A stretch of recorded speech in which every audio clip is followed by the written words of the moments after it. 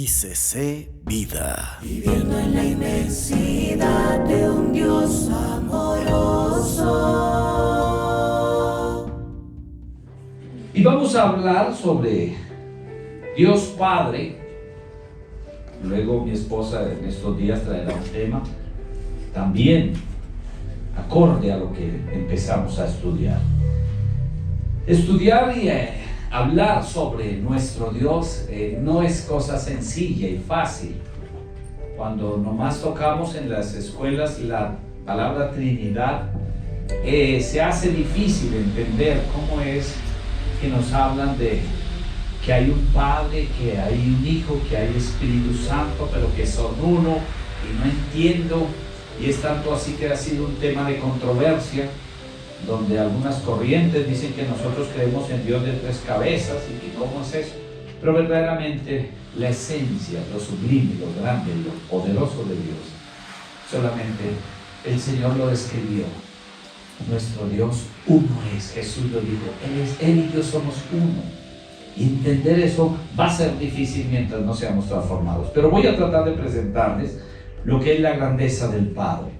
Efesios capítulo 4, versículo 6, es un texto donde nos enseña de la grandeza de nuestro Dios y vamos a tratar de partir de allí. Efesios 4, 6. Efesios capítulo 4, verso 6, está antes de Filipenses y se le conoce como uno de los textos centrales que habla de la Trinidad, o lo que es Dios Padre, Dios Hijo y Dios Espíritu.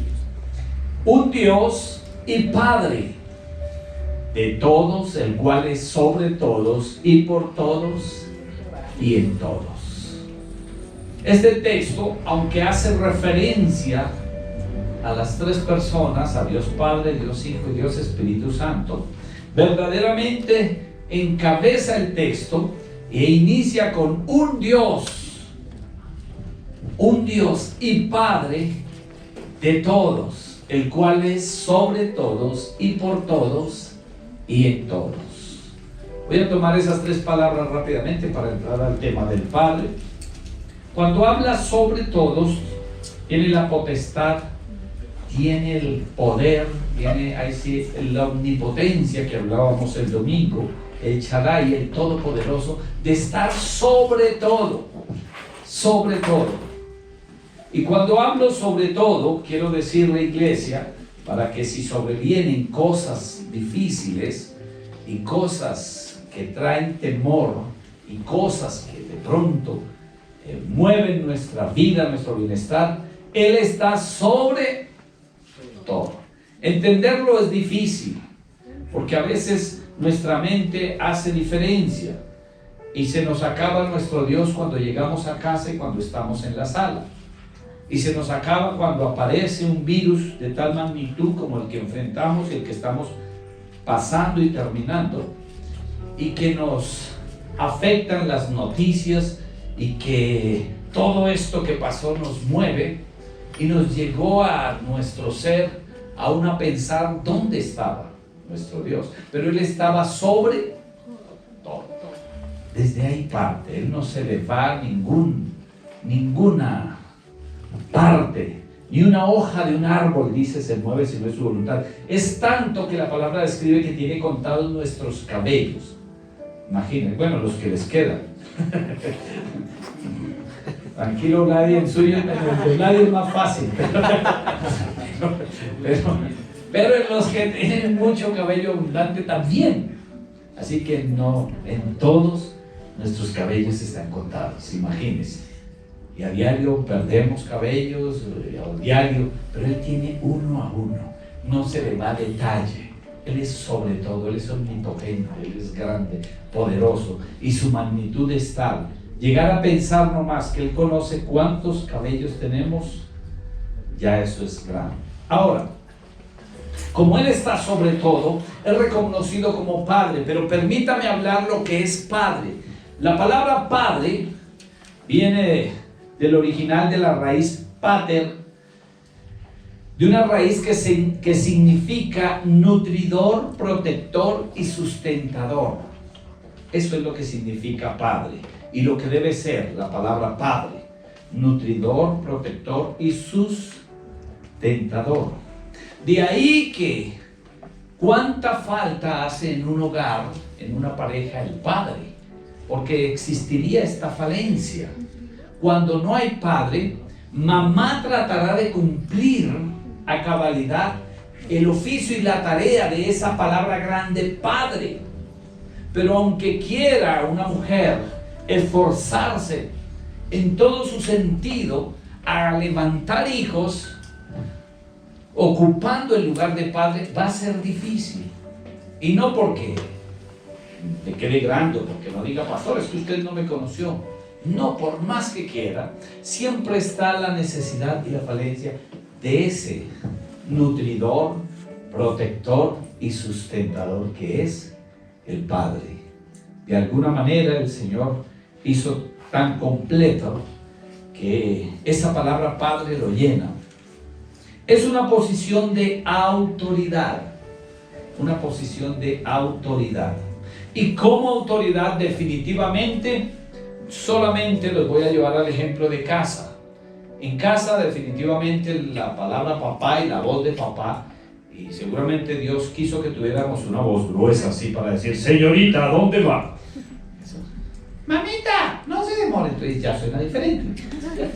Pero esa voz de autoridad, entonces, no solamente es por la voz, es porque el Señor lo estableció así. Padre es autoridad. Papá tiene 78, no, 78. Papá tiene 78, pensé, ya me estaba quitando. Es que uno, cuando ama a los padres, les empieza a quitar la... 78 años tiene mi padre, ya es un anciano. Conozco un amigo pastor, también tiene 84 años. Pero todavía, a su edad, como padres, emiten autoridad. Y no tal vez por su fuerza corporal, por su vitalidad, porque sus movimientos ya no son igual, porque ya su destreza no es la misma, su habilidad no es la misma. Incluso el estar tan pendiente y el estar tan despierto ya no es lo mismo. Yo a veces lo miro y estamos sentados y en la sala cuando nos sentamos a hablar alcanza a estar como unos 4 sueños en mi charla. Yo espero que se despierte para continuar. Pero eso no le quita tal autoridad. Y creo que hasta los últimos días será autoridad. Sus años emiten autoridad. Así que un padre es autoridad. Y aunque una madre también tiene autoridad, pero una madre es más conocida por su virtuosidad. Una madre reúne los hijos. El solo hecho de su presencia en casa, mamá hace la armonía de la casa. Y por alguna razón mamá adorna la casa y ya. Son papeles diferentes, pero como estamos hablando del padre, eso es lo que es el padre, autoridad. Es un título que emite respeto y honra. Desde el Antiguo Testamento se usó mucho la palabra padre, y aunque no se referían a Dios, se les reconocía como padre. Allá en Génesis capítulo 45 y verso 8, Génesis 45 y verso 8, se encuentra José en tierra de los egipcios. Y dice esto: así pues, habla a sus hermanos, no me enviaste acá vosotros, sino Dios, que me ha puesto por padre de Faraón, por padre de Faraón y por señor de toda su casa y gobernador de la tierra de Egipto. Así que esa representación de padre daba respeto, daba honra, y era o es un lugar de privilegio. Siempre el pueblo de Israel reconoció a Abraham como su padre, el padre Abraham, el padre Abraham. Y no fue precisamente por su promesa, aunque tenga que ver su promesa, no fue por su promesa, sino fue por su llamado. y por su posición de ser el hombre, el padre de la fe, el hombre reconocido, que fue el primero que se encontró con el Señor y fue conocido y es conocido como el padre Abraham. El mismo David es conocido como el padre David, el Señor, el rey David todavía para el pueblo de Israel. Así que es una posición de respeto. En Hechos de los Apóstoles, capítulo 7 y versículo 2, también podemos ver, Hechos capítulo 7, verso 2, dice: y él dijo: varones hermanos y padres, oíd, el Dios de la gloria apareció a nuestro padre Abraham. Estaba hablando Esteban en el momento antes de ser apedreado y les dice: escuchen, nuestro padre Abraham. Esa sola expresión le llevó a que detuviesen el matarle. Cuando él dijo: escuchen, hermanos, porque ya iban a apedrearlo, y dijo: escuchen, hermanos, oíd, nuestro padre Abraham, y ellos soltaron la piedra abajo. Está hablando de nuestro padre, escuchémosle. Y por eso pudo dar todo su discurso, y le invito para que lea este capítulo en casa, y cómo Esteban lleva y da toda la vida de Israel desde Abraham hasta sus días, y vuelve y los confronta desde Abraham. Pero lo que puso y llamó la atención de toda la trifulca y de todos los que estaban allí enardecidos, dispuestos a apedrearle, fue cuando dijo: escuchen, vuestro padre Abraham. Está hablando del padre. Entonces trae respeto, trae honra. Hechos capítulo 22, verso 1. Hechos 22, 1. También habla y hace referencia. Libro de Hechos de los Apóstoles. Allí está mi Villa, estamos entrenando y ingeniero de sonido, entonces ahí vamos. Hechos 22, 1. Amén. Eso así. Bueno, dice la palabra. A veces surge suceder errores. Bueno, dice Hechos capítulo 22, verso 1. Varones hermanos y padres, oíd ahora mi defensa ante vosotros. Está Pablo allí. Y eso también llamó. Y aunque no estaba haciendo referencia al mismo Abraham, no estaba haciendo referencia a alguien reconocido, el solo hecho de decir: oídme, padres, entonces trae respeto y trae honra y trae el mover y decir: un momento, hay algo importante que va a hablar, y hay hombres y está hablando a padres que somos de honra.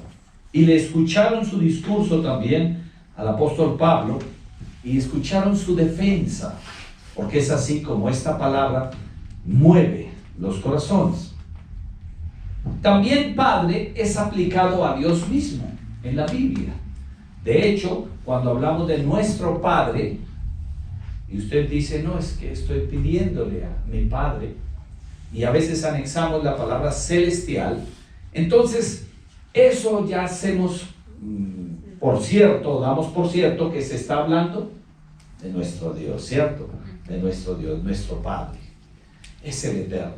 Lo que no podemos llegar, y que a veces caemos en el error, es de que ese Padre empezamos a convertirlo, tal vez por amor, por cercanía, por tratar de sentirlo cerca, empezamos a volverlo disminutivo y empezamos a no darle la honra.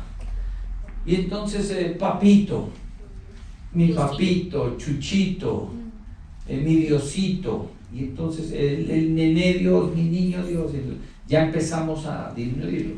Y empieza a perder la honra y el respeto que verdaderamente debe tenerse como el Padre. Padre, Abba Padre, por eso ese Abba Padre que nombra la palabra, y ese Abba Padre de reconocimiento, ese Abba es referencia a que el bebé soy yo, y ese Abba es como una alabanza, era la primera expresión del bebé, era como algo que dicen los niños, va, entonces Abba Padre es como decir: mi Señor, gran En Éxodo capítulo 4, versículo 22, Éxodo, ¿no? Se nos bloqueó el sistema, bueno. Entonces usted ahí en su Biblia va a buscar. Allí me está diciendo mi ingeniero que quedamos así como con una imagen congelada. Éxodo 4, 22.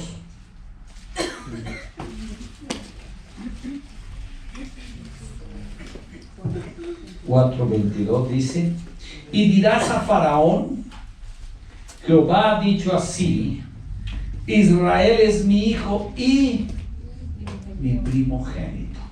Mi hijo y mi primogénito.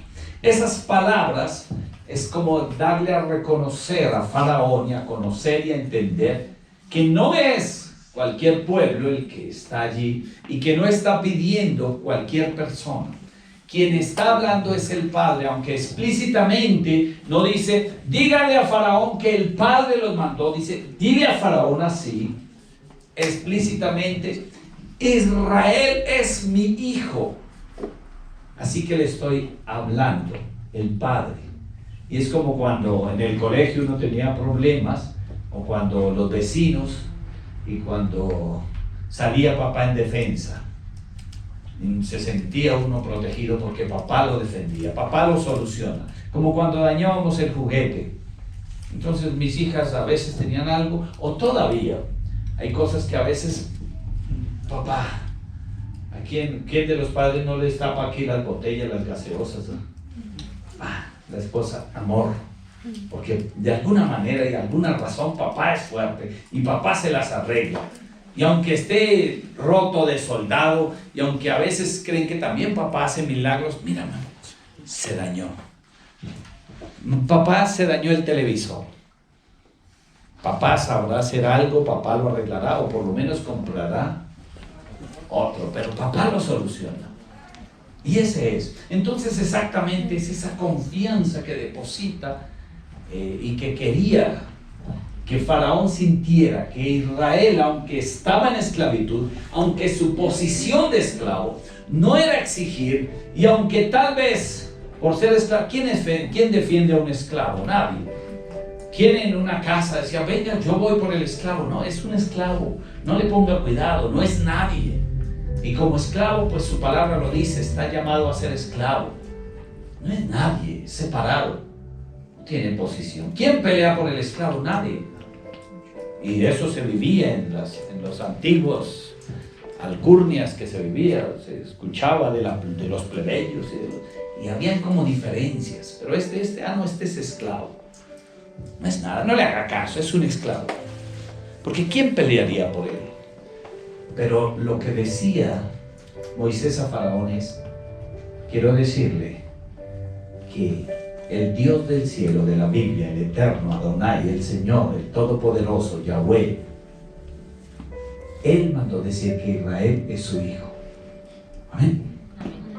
Y lo que tenemos que decirle hoy a Satanás, al temor, a la enfermedad, quiero decirte que yo, Jairo Barón, soy hijo del Eterno. No, creo que se me durmieron. Que Luis, que José, que Pedro, que aquí está Andresito, Carlitos, Ani, está Ani, está Liliana, está Lorena, Raulito. Quiero decirle enfermedad, quiero decirle virus, quiero decirle economía, quiero decir que ellos son hijos del Eterno. Amén. Amén. Amén. Eso es grande. Y ahí empezamos, reconociendo que hay un Dios del cielo. Isaías 63, 16, ahora sí creo que tenemos Isaías capítulo 63, verso 16.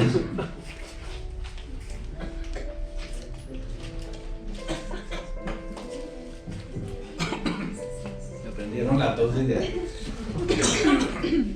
Tosan a tiempo para que lleguemos tiempo. Bueno, dice, pero tú eres nuestro Padre. Si bien Abraham nos ignora e Israel no nos conoce, tú, oh Jehová, eres nuestro Padre, nuestro Redentor perpetuo, es tu nombre. otras palabras, aunque nunca Abraham no nos reconoció y aunque el pueblo de Israel, ellos son muy regionalistas y ellos no admiten que gentiles, como nos conocen a nosotros, pudiésemos tener la oportunidad de conocer un Dios, un Padre como Él. Y aunque ellos no nos reconozcan, no se preocupe, hay una promesa y una palabra para ti y para mí. Él es nuestro Padre, amén. Él es nuestro Padre, no. El detalle, o lo que es importante aquí, es que tanto le conocemos como Padre. ¿Qué tanto verdaderamente le miramos como Padre? ¿Qué tanto le vemos como Padre? Y cuando hablo de esto, no para pedirle, porque nosotros sí le conocemos para pedirle. Pero qué pereza un hijo que solo le pide a uno, mano. Qué pereza. Papá, es que se me acabó esto, papá. Hoy aprendí algo. Me pareció muy importante, lo escuché como 2 o 3 veces. Y me pareció importantísimo. Como padres es necesario dejar que nuestros hijos sufran. ¿Cómo? Sí. Y es el gran error que cometemos los padres. Nuestra mentalidad. Y para nuestra generación, y hablo de nuestra edad, entonces el pensamiento es: no quiero que mis hijos sufran lo que yo sufrí. Y por eso me mato 18, 20 horas trabajando, porque mi hijo no puede sufrir lo que yo sufrí. Y es que quiero darle todo. Y entonces la tecnología nos ha ayudado, y las cosas y el facilismo nos ha ayudado, y a ellos se les ha presentado todo así, porque ha sido nuestra mentalidad. Cuando hablo con mi padre, entonces mi padre me dice: hijo, es que a nosotros nos tocó. Yo recogía leña descalzo a las 5 de la mañana, descalcito, con unas alpargatas, la hierba mojada, en un páramo como el de Huicán, los que conocimos, donde el frío de las 5 de la mañana es terrible, el agua baja congelada, y bajaba con unas alpargatas, los pies congeladitos, y buscando leña para llevar. Y le llevaba leña a mi madre.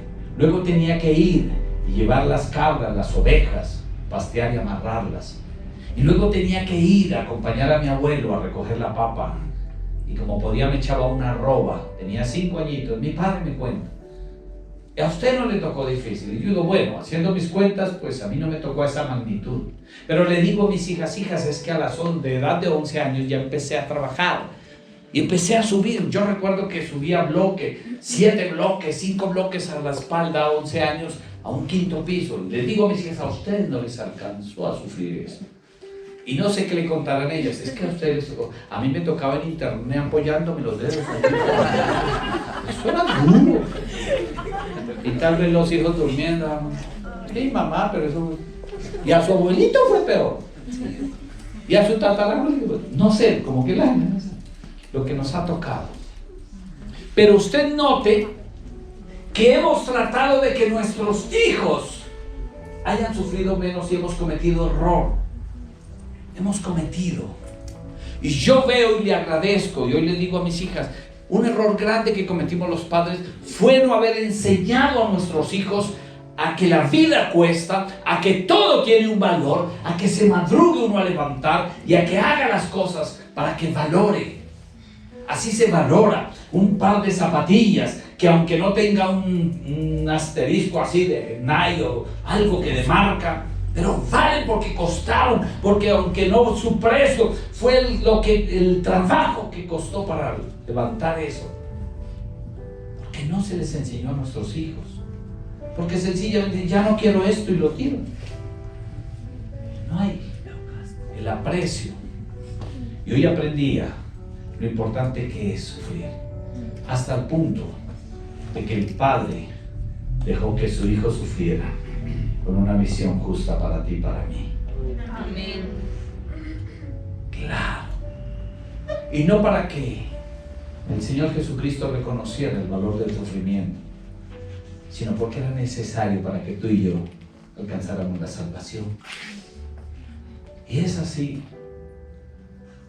Y al principio, la disciplina, como dice Hebreos 12, no parece ser causa de gozo. ¿A quién le gusta la disciplina? No. Porque es que estar ahí, sufrir, no. Pero después da fruto apacible de gozo. Y yo le digo, yo al principio pensaba, papá fue muy duro, ¿cómo me lleva a trabajar a los 11 años? Pero y pienso y digo, fue lo que le faltó a mis sobrinos, a mis hijas, que faltó aprender a valorar las cosas, porque a veces no se cuesta, no se tiene el aprecio, el valor de las cosas, la noción de lo que es, y es necesario. Por eso estamos levantando hijos sin amor y respeto por el Padre, sin obediencia hacia un Padre. Y exactamente ahora te voy a trasladar eso que hablé de la familia, se lo traslado a lo espiritual. Estamos tan mal acostumbrados a que Dios nos ha tenido mejor que lo que sufrió el pueblo de Israel. El apóstol Pablo dijo, sufrí persecución, sufrí hambre, naufragios, llevando la palabra. Tuve que desprenderme de todo. Viajé para un lado, sufrí que me apedrearon, 40 azotes menos uno. Lo presenta así, no sé por qué no dijo 39. Sí. Pero 40 tiene un significado, eso iba a decir. 40 tiene un significado, por eso era necesario decir 40 azotes menos uno. Porque eso es grande, un día hablaremos de eso. Pero, viendo todo eso, por favor póngase en pie aquí el que ha sufrido persecución y lo han apedreado. El que alguna vez ha sufrido un naufragio para llevar la palabra. Yo creo que todos nos quedamos sentados y decir, eso fue para el tiempo de los apóstoles. Es así. Entonces Dios nos ha tenido de una o de otra manera mejor, pero nos ha faltado sufrir. Y entonces el que le cuesta el evangelio lo ama más. Cuando vamos a San Benito y ver personas, ver abuelitas, que el servicio es a las 10 de la mañana y empiezan a llegar a las 8 y llegan a veces con una gallina, con un racimo de plátano, y llegan con unas naranjas, unas mandarinas. Y uno dice, ¿dónde vives, abuelita? Allá, pasando la cordillera. ¿Y a qué hora se vino? Yo vengo desde las 6 de la mañana para llegar aquí a las 10. ¿Verdad? ¿Y tú de dónde vienes? De La Guadita. Ah, eso es, ¿a dónde es La Guadita? Allá usted baja la quebrada y vuelve y sube. Dios mío. Alguna vez con amor nos pasó algo y fue un día, estábamos empezando hasta ahora proyecto de la iglesia y nos dijeron, pastores, prediquen, ya que estábamos en vacaciones, ya que los tenemos, hagan culto mañana. Ya, bueno, no hagamos culto. Nosotros estábamos enseñados al culto de aquí, 2, 3 horas por mucho. Vamos a empezar un culto a las 9. Empezamos el servicio a las 9. Empezó a llegar la gente. La abuelita de amor puso una olla para el sancocho. Empezaron a llegar las gallinas. Entonces unas mujeres boateaban las gallinas, pero no se perdían la palabra. Yo apelé gallinas y escuché. Otras picaban papa, otras echaban a la olla. ¿Eh? Esto está bueno hacer culto aquí, mano. Con gallina y todo. Y traían plátano y empezaron a... Y nosotros empezamos a cantar. Y yo preocupado de, ay Señor, bendito, bueno. Y empezamos a cantar. Nosotros estamos acostumbrados que la alabanza va de 10 a 11, que viene la ofrenda y que a las 12 ya estamos así. Entonces yo estaba predicando y me dijeron, las 12. Dije, bueno hermanos, qué pena, me pasé 15 minutos, 12 y 15, y se levantó una viejita y dijo, yo no vine aquí para escuchar un solo mensaje. Yo vengo aquí hasta las 4 de la tarde, así que sígale, pastor. Así. Y nosotros quedamos, wow. 4. Envidiamos, busquen la agenda porque hay que seguir predicando. Así fue. Y hasta las 4 tocó ir, sirvieron el sancocho y empezó. Y Y yo decía, Señor, qué mal acostumbrados estamos. Tenemos que... Por eso el apóstol le dice a Timoteo, vendrán tiempos donde no sufrirán la sana doctrina. Está, creo que en 1 Timoteo 4:12, donde no sufrirán la sana doctrina. Y a la verdad no hemos sufrido, porque tenemos un Padre amoroso, porque su amor nos conquistó, porque todo nos ha dado. Y aunque Él no nos da el celular espiritual, nos da una comodidad. Y es tan así que nosotros somos tan descarados. ¿Quién no ha hecho la de orar en la cama, en las cobijas? Amén. Amén. Está haciendo frío, venga, vamos. Señor, tú conoces. Tú conoces mi corazón. Sabes cuánto te amo. Pero está haciendo frío y está con... Uy, Señor. Y la verdad, ¿quién se ha quedado dormido? No me chido. ¿Quién ha babeado la Biblia? Yo siempre digo.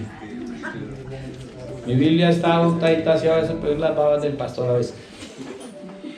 ¿Por qué? Porque estamos acostumbrados a esa comodidad. Y a ir. Y decimos, predicamos la palabra. Pero a la verdad no queremos sufrir como hijos. Porque tenemos un Padre que es todopoderoso, que nos da. Pero Él no quiere. Él quiere saber que tú y yo le amamos. Que como padre hay unos hijos que darían su vida. Y lo que dice la palabra, a la verdad no habéis sufrido hasta la sangre.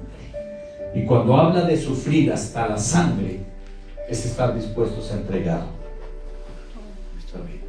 Ahora, permítame seguir. Jesús es quien habla más del Padre. Obviamente conoce al Padre. La verdad, en los evangelios se encuentra 170 veces la palabra Padre. En Mateo 42 veces, en Marcos 4 veces, en Lucas 15 veces y en Juan 109 veces. Por eso se dice que Juan lo presenta como el Hijo de Dios. Por eso el apóstol Juan ha reconocido que presenta a Cristo como el Hijo de Dios y Él su Padre. Porque Él lo presenta como el Padre, el Padre que disciplina, el Padre que ama, el Padre que enseña, el Padre que corrige, y lo quiere mostrar para que tú y yo a través de Cristo te conozcamos. Ahora, a veces pensamos que todos somos hijos, porque la palabra, y cantamos, el Padre Abraham tiene muchos hijos, yo soy uno, tú también, alabemos todos así. Bueno, no sé si lo han escuchado, pues se lo enseño. Y entonces a veces está uno al pie, tú también. No, yo no sé. Usted mire si es hijo y si está seguro. Pero ahora, tú también no sé. Pero veremos por qué seamos hijos verdaderamente. ¿Cómo saber si somos hijos? Somos creación. Pero hubo un momento que el pecado nos destituyó de su gloria, nos separó, y el pecado nos quitó de ser hijos. Somos creación. Pastor, ¿y entonces qué Dios tan envidioso? No, pero Él dio la salvedad. Dijo, pues, y Jesús dijo, mire, es sencillo, yo soy el camino, yo soy la verdad, yo soy la vida. Pero nadie va al Padre. En otras palabras, nadie será hijo si no es por mí. Nadie será reconocido como hijo si no es por mí. Entonces eso es lo que hace diferencia. Y somos hermanos, pero solo a través de Cristo. La palabra dice allí en Romanos 8:29.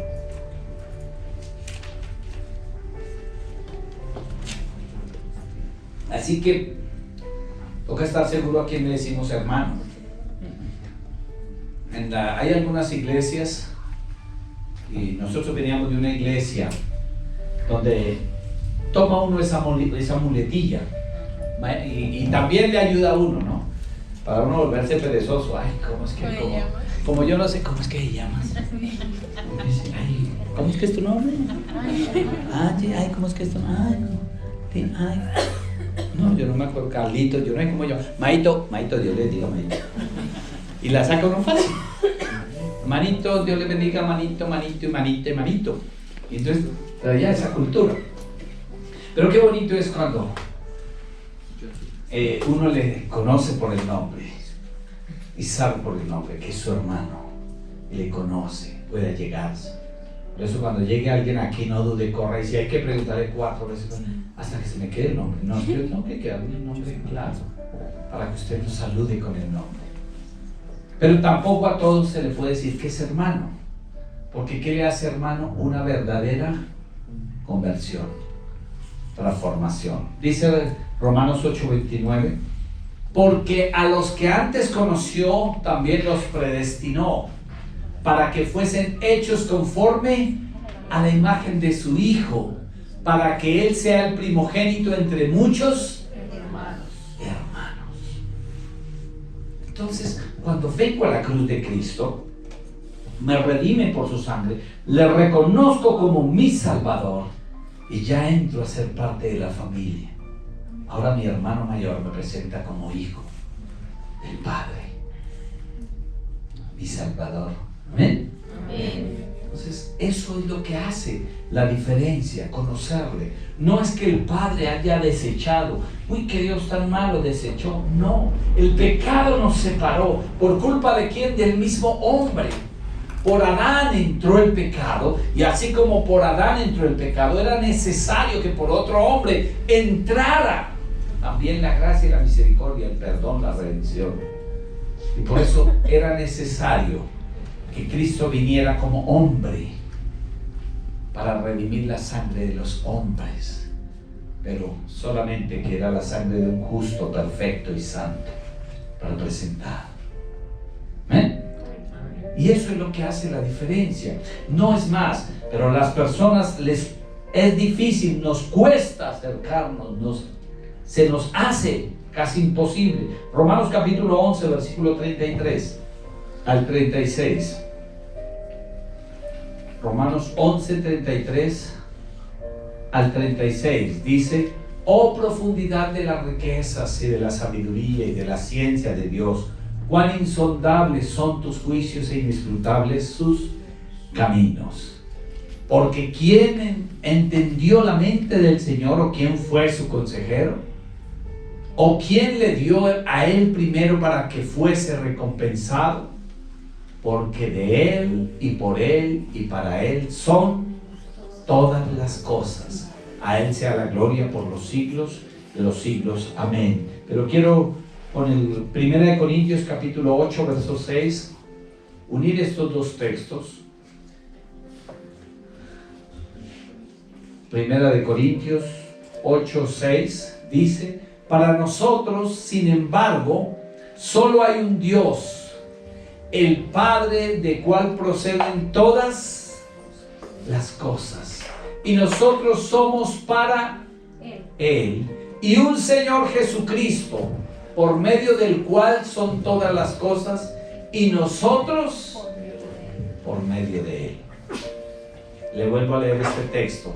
Sin embargo, hay un Dios, el Padre, del cual proceden todas las cosas. Nosotros somos para Él, y un Señor Jesucristo, por medio del cual son todas las cosas. Del Padre proceden las cosas, de Jesucristo son todas las cosas, y nosotros por medio de Él. No hay otra forma, no hay otra forma. La verdad, la parábola del Hijo Pródigo es precisamente eso. El hombre fue creado, fue colocado en lugar de privilegio. La palabra describe que fue un privilegio mucho mayor que el de los ángeles. El privilegio de hablar de su amor, de hablar de su misericordia. El privilegio de tener dominio propio, autoridad, de poder decidir entre lo bueno y lo malo. El privilegio de decir, mira, lo coloco sobre este mundo, le coloco un paraíso, le coloco un Edén bañado de ríos, de vegetación, de agua, le coloco frutas, le coloco todo lo que necesitaba. Incluso entretención, siempre digo, las aves, el canto de las aves, ¿para qué eran? Para alegrarle la vida al hombre. La cola de un perro, para llamarla, jugar con un chirocito, y todas las cosas que hace. ¿Y el hombre qué hace? Entonces voltea sus ojos a la maldad, al pecado, se consume en el pecado y hace todo lo malo ante los ojos de Jehová. Él tiene misericordia y nuevamente esa criatura que hizo, aquella creación suya, vuelve y la paga y la compra con precio de sangre. Y nuevamente le dice, ven, ¿quieres venir? Ven, a través de la sangre de Cristo.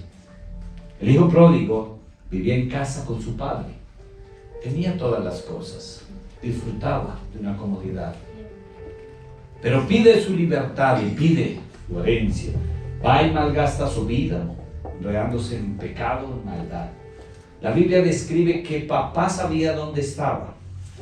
El padre sabía porque la Biblia dice, y su hijo salió a malgastar sus bienes con rameras, y su hijo salió y malgastó, y su hijo estuvo con hambre, y fue y apacentó cerdos, y estuvo en la porqueriza y quería comer de los cerdos. Aunque sabía que en casa tenía todo, quería comer allá de los cerdos. Eso me da a entender que papá sabía dónde estaba. Siempre supo dónde estaba. Pero también me mueve que nunca papá dejó la hacienda, dejó su lugar y dijo, ya vengo, voy a ir a buscar al hijo. Nunca salió. Nunca fue a la cochera, nunca fue al burdel, nunca fue a donde estaba el hijo botado como un mendigo, nunca salió, pero sabía dónde estaba. Porque la Biblia lo describe, y si lo describe tenía el conocimiento del padre dónde estaba. ¿Por qué no iba? Porque la posición de un padre no es el orgullo, no es la altivez, sino quiere que un hijo reconozca a un padre, no por la necesidad, no por lo que tenía, no por lo que perdió, sino por lo que lo ama, por lo que lo honra y por lo que lo respeta. Por eso el Señor siempre está. Apocalipsis dice, yo estoy a la puerta, siempre esperando, yo estoy aguardando por mi hijo, siempre estoy mirando a qué horas vuelve por la puerta, y yo estoy y llamo. Si lo oye y viene a mí, yo entraré a él, yo le permitiré, le abrazaré y le diré, bienvenido hijo, nuevamente. Si no, es decisión de él. Pero ¿qué hacemos como hijos?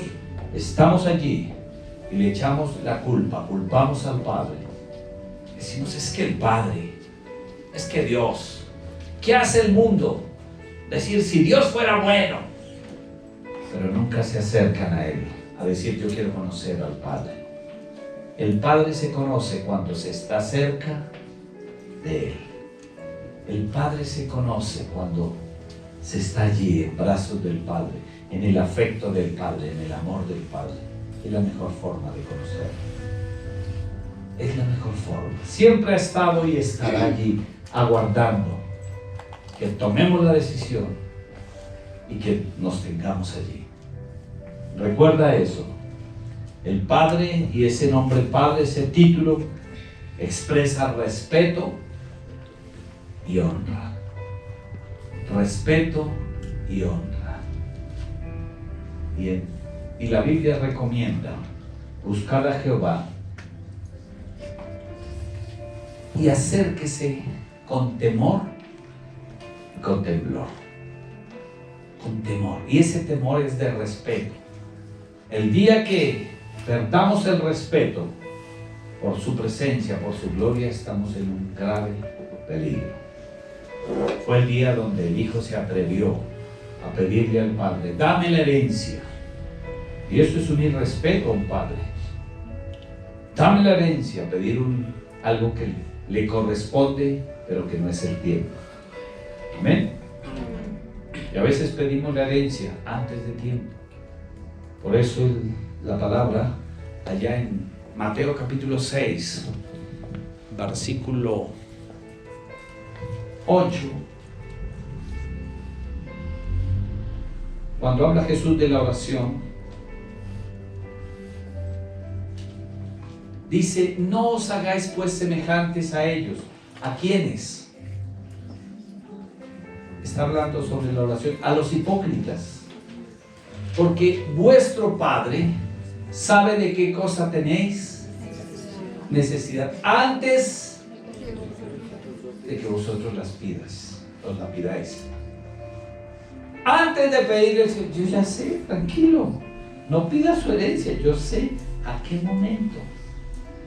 Y a veces se pierde el respeto llegando, Señor, es que tú no me das. Señor, es que vea. Tranquilo, a su tiempo, porque yo sé qué daño le hago. Y hago referencia nomás en este ejemplo. Hoy en día es muy usual y normal que un niño de 2 añitos, 3 años, se le dé un celular. Toma, nene. Toma, nene.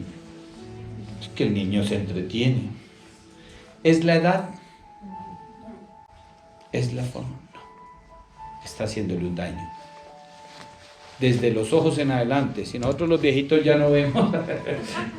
Y sin celular. Y sin celular que nos levantamos. Imagínense, el niño llega a los 12 años y ya tiene unos que no ve. Y si nosotros los adultos no sabemos manejar el celular, menos un niño. Menos. Y exactamente el Señor sabe de qué cosa tenemos necesidad. Como hijos, tenemos caprichos, claro, tenemos caprichos. Y hacemos pataletas, sí, exactamente. Le decimos, Señor, pero vea, ¿dónde estás? Señor, pero vea. Y hacemos pataleta. Y nos sentimos con derecho de reclamarle nuestra herencia, nuestro momento. Pero Él sabe. Y mientras usted esté tan cerca de Él, Él conoce a qué momento es viable darnos lo que tanto pedimos, o si conviene o no conviene. Y a veces pedimos cosas que no podemos. Señor, dame. Y cuando tenemos, Señor, no podemos. Amén. Ponte en pie.